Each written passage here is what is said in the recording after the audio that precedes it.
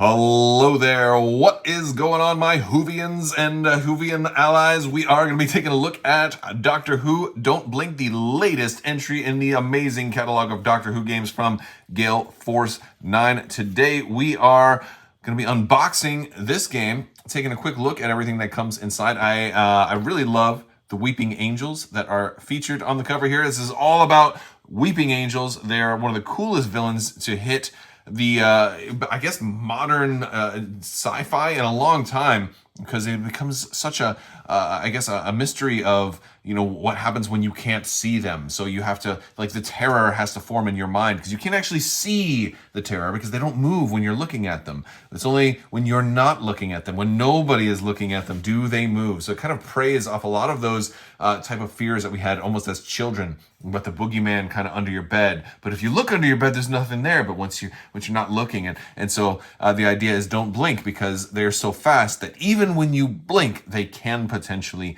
move. And if they grab a hold of you, they're going to send you back into time, kind of stealing your time energy. So really, really great villain for modern sci-fi and just for modern storytelling in general.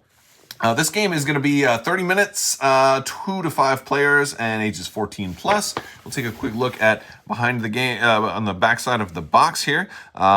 This is kind of everything that we're going to get in here. A big thanks to Gale Force 9 for sending this out. I'm a fan of Doctor Who, as well as many other things geek and sci-fi, hence the channel. So if you guys haven't already, make sure you click that subscribe button. We're still giving away a lightsaber, so if you want to enter to win that, you just have to be a subscriber and leave a comment on this or one of my videos.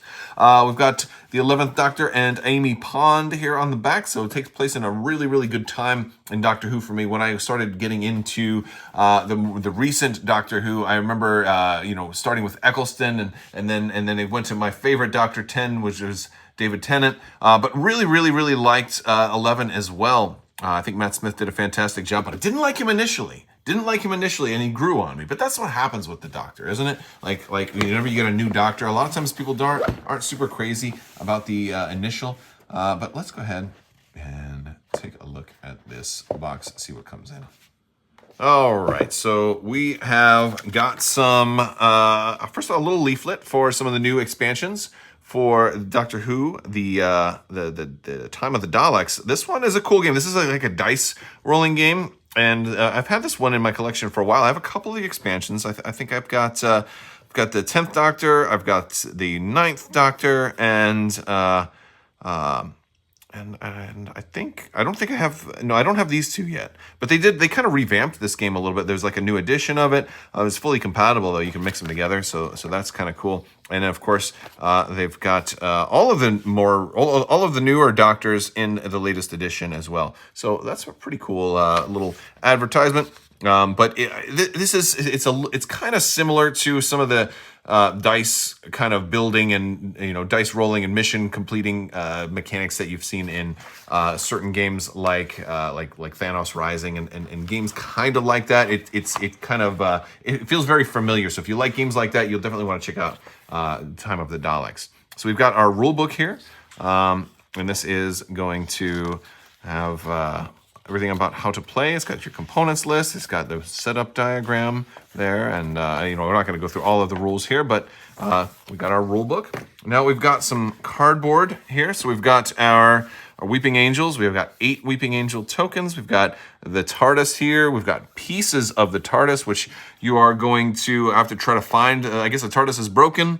It spit out like a crystal and a wheelie thing, and then the lever. You got to have the lever. You got to be able to crank that lever, and really, I mean, operating the TARDIS is really just about making it look like you're really operating it, right? It's about tricking the audience and everybody and all of the observers into believing that you really know what you're doing. That's the kind of the feel I've always gotten from the Doctor, is that he's pushing random buttons and cranking knobs and twisting dials, but as long as it looks like he knows what he's doing, then he knows exactly what he's doing, or he or she knows exactly what they are doing. And then, of course, we have a backside to these, because, of course, your facing is going to be important. If you are looking at the Weeping Angels, then, of course, they cannot move. But if you blink, they might be able to move. So we've got some cards here. These are all sealed up, so I'm gonna have to open up these cards. We'll open up those cards, and we've got our little standee bases. We've got some extra bags for supplies, and then we've got a nice little insert holder here, which is gonna hold all of our oh, and these are double-sided boards, which is pretty cool. Why don't I set it all up, and we'll kind of see how it looks once it's kind of put together. All right, so we've kind of got the board set up for like a 5-player game, and this is, it's after kind of looking over the rules real quick, it's kind of interesting because it's a little different than I always thought of the Weeping Angels, and I think they fudged things just a little bit for better gameplay. So while you have 8 Weeping Angels on the board, only 4 of them are actually going to be kind of inhabited by the Weeping Angel spirit. The other 4 are just going to be regular statues. And so, like, you've got these 8 cards. You're going to pick 4 of them, put them down, and it would be a mystery to the other players, because one player is playing as the Weeping Angels, the other player is playing all the good guys, or the other 4 players are on the same team. Although you can definitely do this 1v1, because if the Weeping Angels catch somebody, they're eliminated. So some people might not like player elimination, so you might want to have each player take on the role of multiple heroes, or just play 1v1 and the other person plays all the rest of the heroes. You could totally do that as well. I think it would lend itself pretty well to that game, but there is some collaboration that kind of goes on with it. So I could see maybe a 3-player game where, like, I'm playing the Weeping Angels and the other 2 players are running 2 heroes each. I feel like that would work pretty well, because if I do eliminate one of your characters, you're not totally out of the game, so you don't have to just sit there and watch us finish the game. So I think that's kind of a cool thing that it has going for it. The players do have to find these different spots and return those to the TARDIS. You've got the 4 different missing broken pieces. So what'll basically happen, I'll pick 4 cards. I'll kind of set them, mysteriously face down, and those are going to be the 4 that activate. But before that happens, the players I'll take their actions. They're going to get to move a number of spaces, and then set their facing, 1, 2, 3, 4, 5, or you can only move orthogonally. And I forget how many spaces. They can move up to 6 spaces. So like this dude's like, hey, I want to go here, 1, 2, 3. I can move through the statue, but I can't move. Well, I think I can move through the statue, but maybe I want to pick this up. You can drag statues too. So if you move past one, you can drag the statues with you. And that's certainly going to be something, because if you can line multiple statues up to where they're facing each other, if they both are angels, if they're the ones that I've chosen, then they're going to be frozen. They don't get to act. So that's kind of definitely one of the things that the players want to do. They want to both line the statues up so they're all together. If they can, you can't drag 2 statues at the same time, but you want to try to move to pick up some of these pieces and bring them back to the TARDIS. Now, after all the players have gone, they're going to have these really cool blink cards. Well, I should say blink ? Cards. Now, the Doctor's going to have all of these cards. And the player who's playing the Doctor, they are going to distribute cards to everybody. You guys are going to talk about them a little bit. Like, all right. So, because you're going to have a mysterious blank card put down in front of each player, each round. And it's either going to be a don't blink, which a lot of them are, or it's going to be a blink card. So, and if you blink, that's bad, because that means the angels get to move. But if it's a don't blink, then the angels are frozen. And then there are also 4 specialty cards that are going to go to each of the 4 characters that are there. So, and those do special things that makes each character a little bit different. And so I like that they're not just standees; they are actually individual characters. But the cool thing is, so like, let's say, all right, Rory, he's facing this way, and I'm like, oh, I've chosen. Did I choose 7? I didn't choose 7. I chose 1, 2, 4, and 8. Right, so he was looking at that one and he didn't need to. All right, so it's 8, and I get to move like 9 spaces. 1, 2, 3, 4, 5, 6, 7, 8, and then I'm gonna take a second action and move this 1, 2, 3, 4. Oh, I'm in his line of sight. Let's see, does he blink or not? Oh, he doesn't blink. He kept his eyes open, so now I'm frozen. So so like there's definitely some bluffing and some guesswork that goes on, some strategies that go in between the 2 players, because you're going to start with an exact number of don't blink cards, an exact number of blink cards. So the more you play this, the more you're going to learn each other's strategy. I think it's actually very, very cool in how it works, because you'll know, hey, you guys have just played 4 don't blink cards in a row. You're going to eventually have to start blinking. You can only keep your eyes open for so long. And so once the deck runs, and you can adjust the number of don't blink cards in the deck to control the difficulty a little bit. So it's got adjustable difficulty. So I think that that's really cool.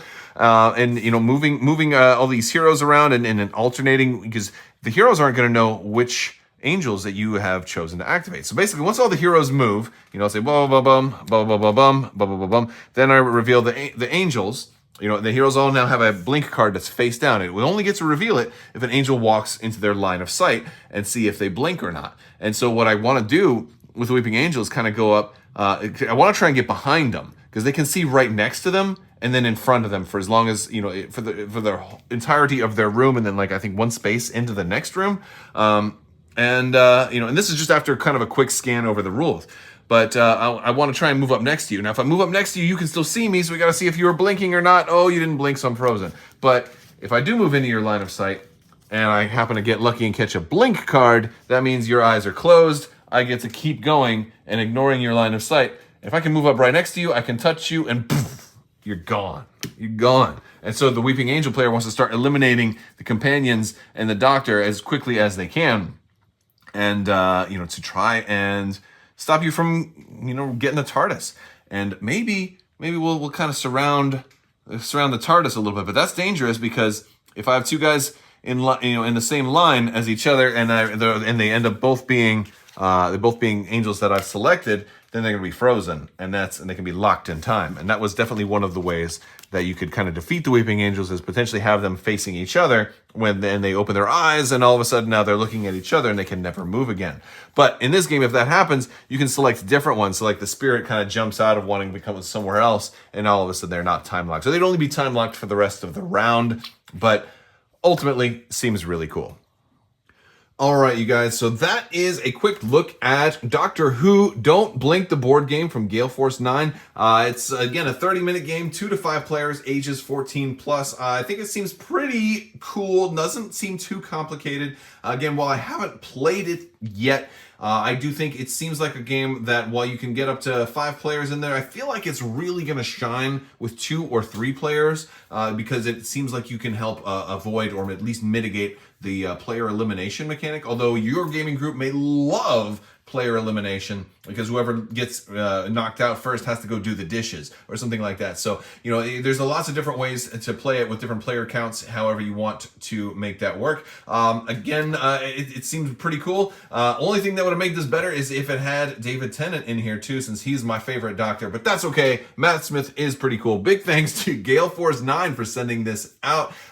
Big fan of the Weeping Angels and a super geek, so I love Doctor Who stuff, and looking forward to playing this one. So I want to hear what you guys think. Let me know down in the comments section. Looks like a pretty fun game with lots of cool strategy and a couple of different approaches each time you play. And I think the more you play it, the more strategy you'll learn and the better you'll get at it. If you want to learn more, I'll put a link down in the description below if you want to check this out, or also if you want to check out Time of the Daleks as well. Doctor Who's got some cool games at Gale Force 9, and they got more cool stuff coming, so stay tuned, and I will talk to you guys later. I want to thank you all so much. Big thanks to my patrons. You guys are absolutely amazing and help make this all possible, so thank you for your continued support. If you want to learn more, check the links in the description below. Join the Discord, and check out Gale Force 9's website, and pick up a copy of Doctor Who Don't Blink. Thank you so much, and as always, may the Force be with you.